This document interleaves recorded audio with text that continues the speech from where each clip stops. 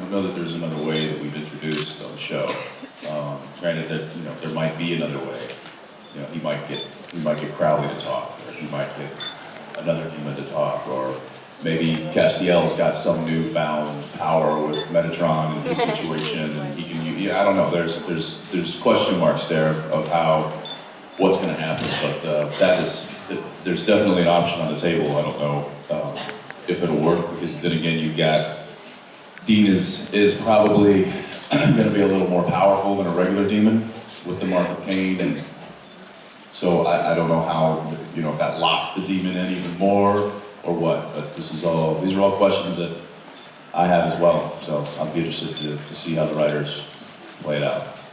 I think that his body is already dead, so I was wondering what is going to happen. His body is already dead? Yeah, Dean is dead, so... Dean is dead. You heard it here. Good put. Okay, thanks. All right, thanks. Hi, Jensen.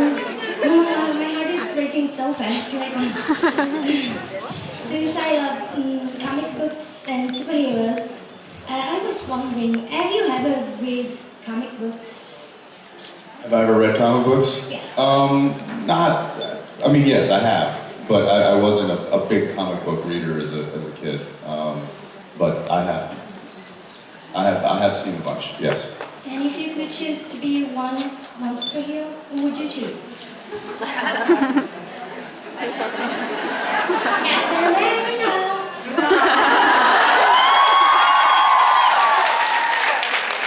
That ship has sailed. I mean, and not just because we touched on it in the show and stuff, but I've always been a big Batman fan.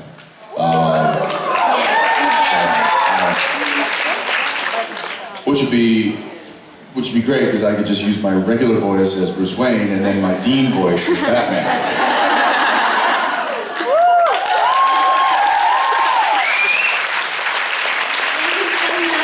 Making a fictional character as real as it possibly be. Thank you, that's very nice. Thank you so much. Hi.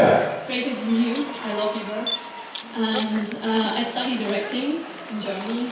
So I wanted to know if you have some tips how to deal with all the stress and all the people who want something from you, and how to be professional.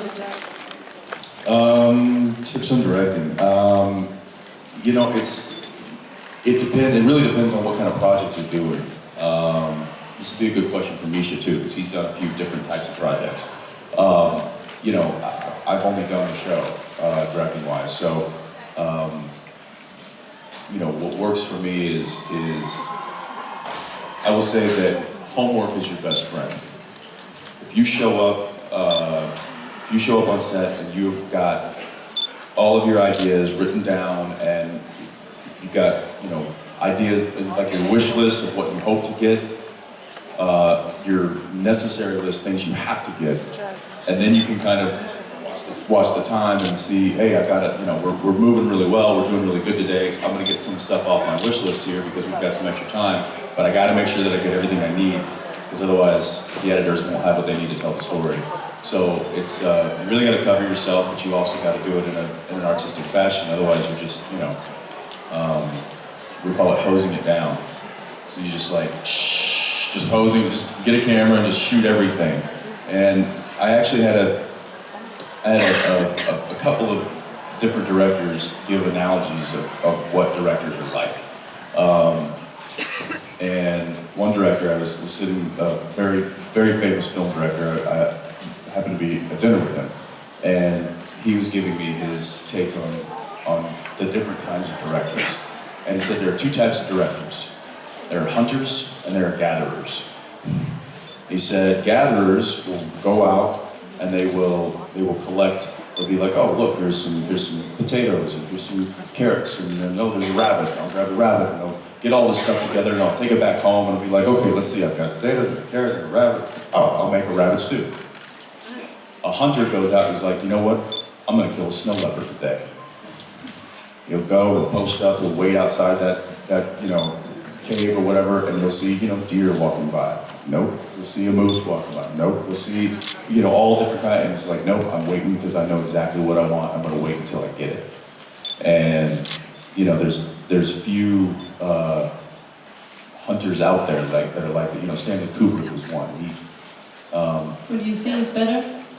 See, I don't know, but then another director said that he thinks that there's two kinds of directors, and he gave a different analogy.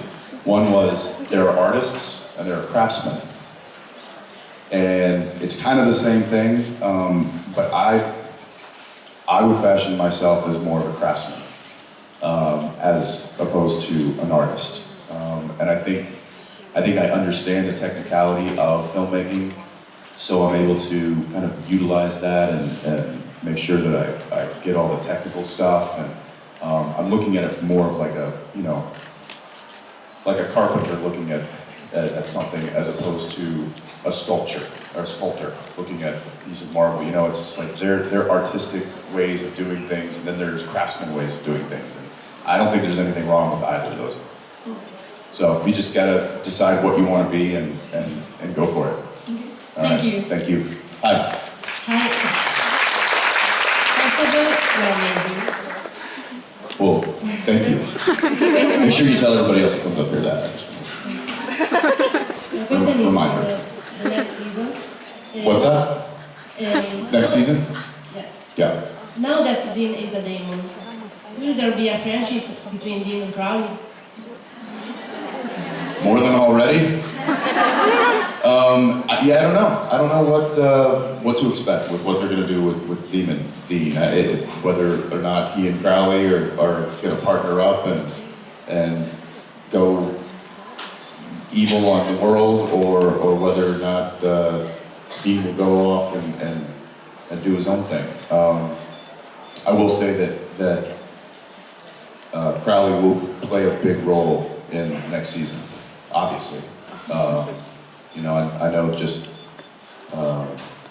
the fact that they signed Mark Shepard to a series contract is probably a good indication that Crowley's going to be around. So, yeah. Thank you. Thank you. Hi. Hi, Jensen. I'm so happy to see you here. Thank you. Thank you for being here. Thank you. And so my question is, a few seasons ago, we saw an episode set in 2014. And this year is 2014. And anything until now happened, or we didn't have a hint about the universe of 2014. And are you glad that anything until now happened about that universe? Well, remember that was a glimpse of what the world would be like if the apocalypse happened. And because it didn't happen, it kind of saves us from having to replicate what we showed in the past.